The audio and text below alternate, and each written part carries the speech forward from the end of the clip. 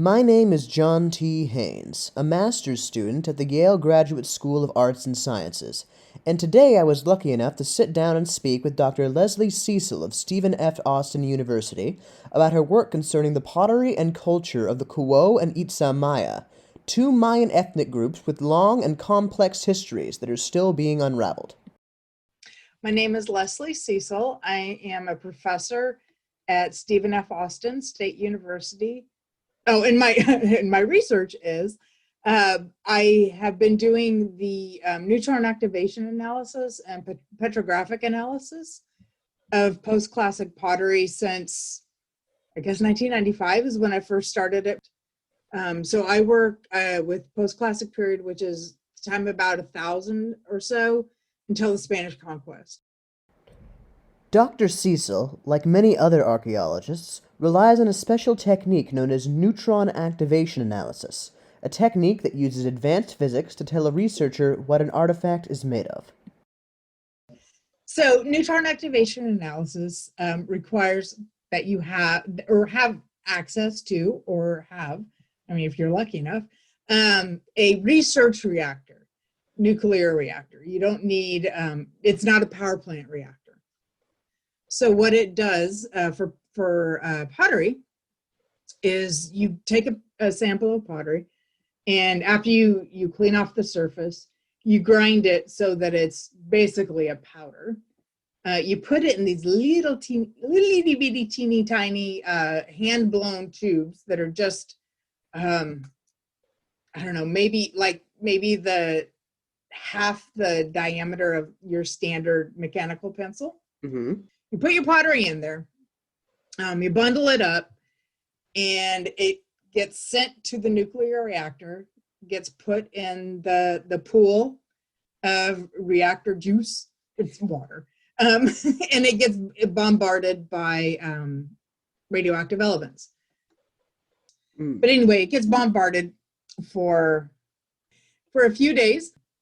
So what's happening is the pottery is being radioactively excited, if you will, and when it comes out, and it's gaining electrons, and as it comes out, it's letting those off.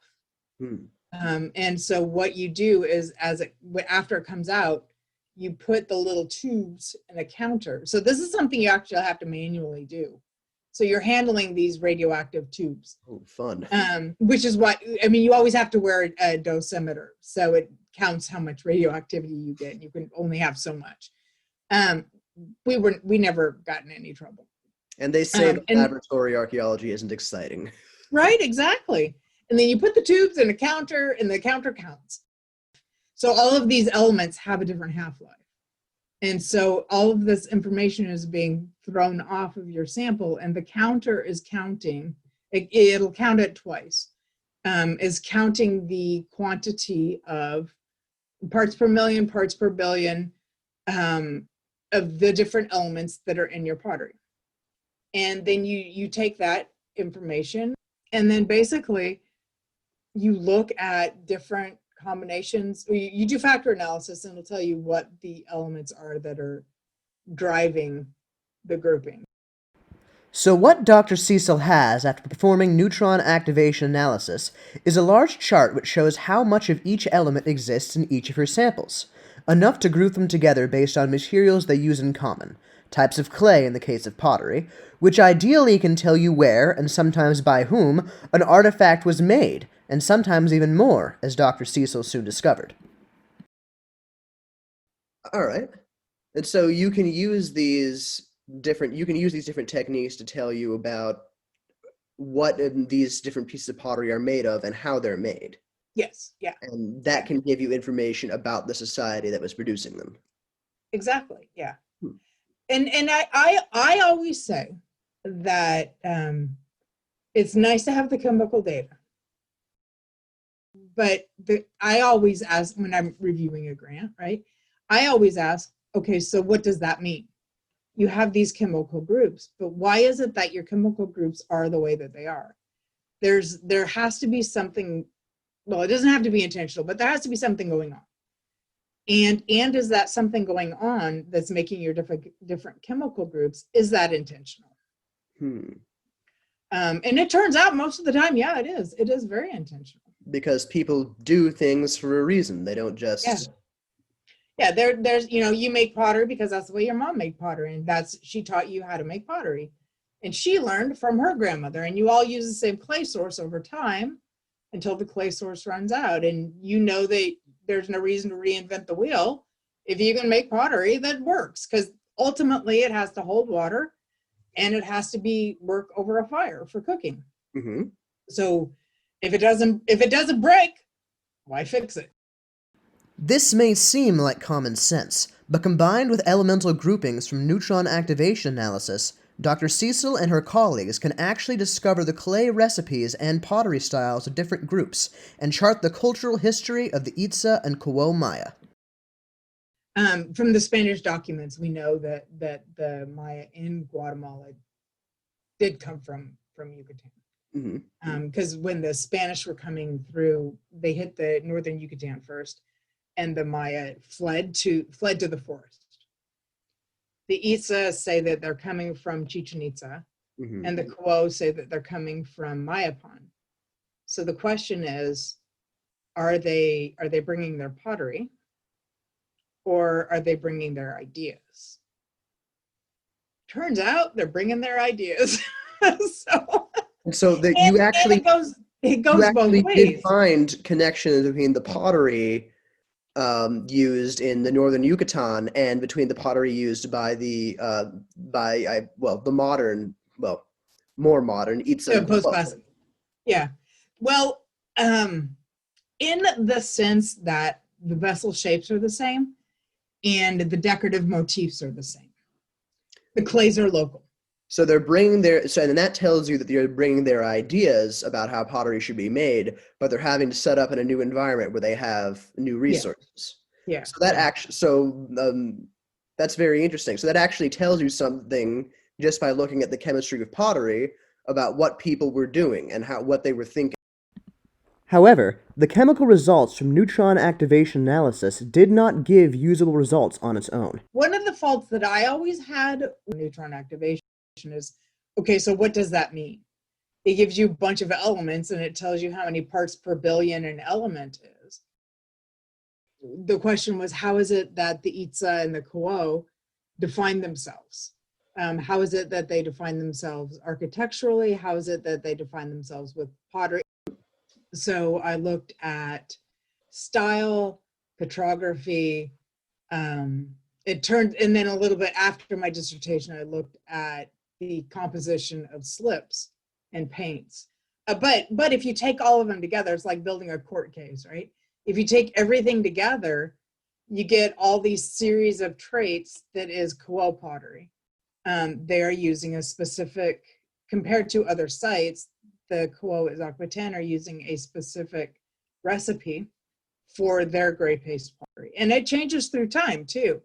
I found that the really early stuff has about 900, 1,000, has volcanic ash paste in it. And post-classic pottery in the central Petén region does not have volcanic ash pottery. But late classic pottery does. Those really thin codex vases, they're volcanic ash paste pottery. To put this in simpler terms, Dr. Cecil had discovered that in the late classic period, a period of high achievement in pottery making in the Maya world, the Quo group of Maya had mixed volcanic ash into their pottery, a tradition that was revived several hundred years later in the post-classic period. And so the question was, okay, so why is it that they're using volcanic ash in the early stuff? Is it that they're hearkening back to the days of when our ancestors made really good pottery?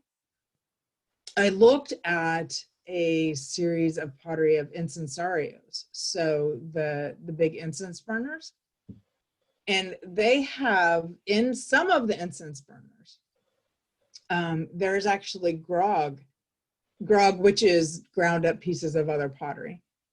That is volcanic ash paste that has been ground up to be put into the incense burners. And So were they one, grinding up older pottery as used as temper? maybe.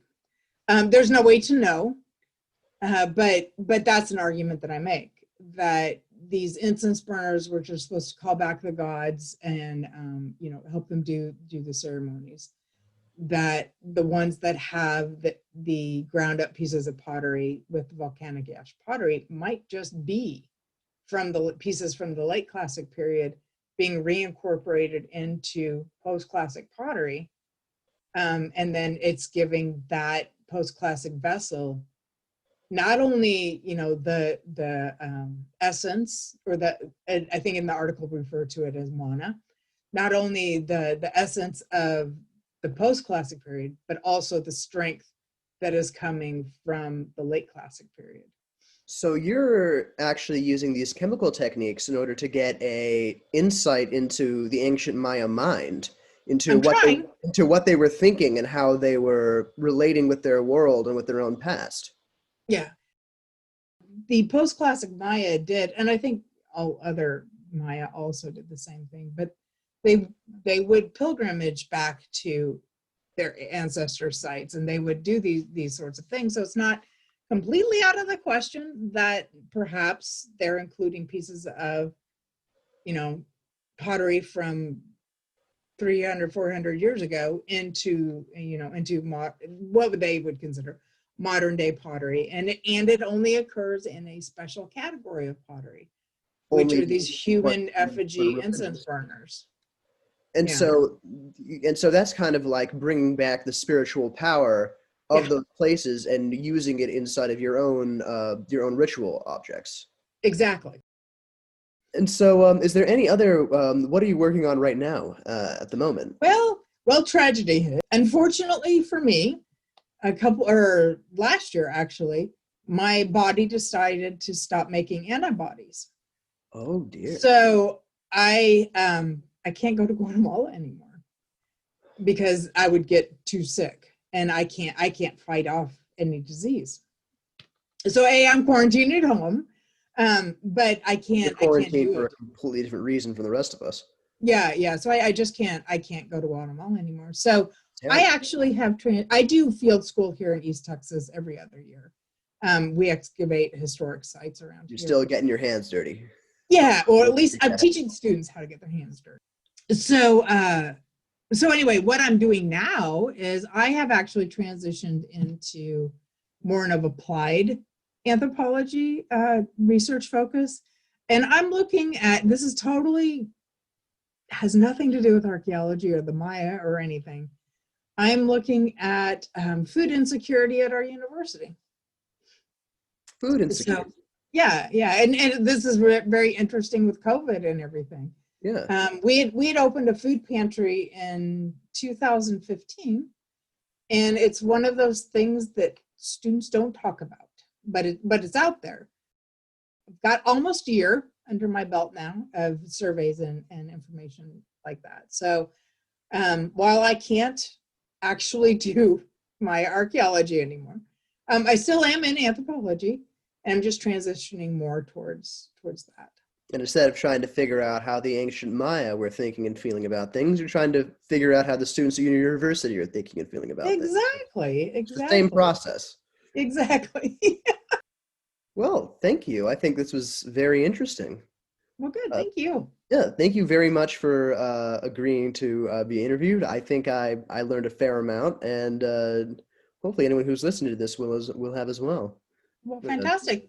yeah. If anybody has any question, can I put out my information? If you like, please do. Okay. If anybody has any questions or wants to get in touch with me, I am at Stephen F. Austin State University, and you can look me up on the internet. All right, thank you. All right. Thank you.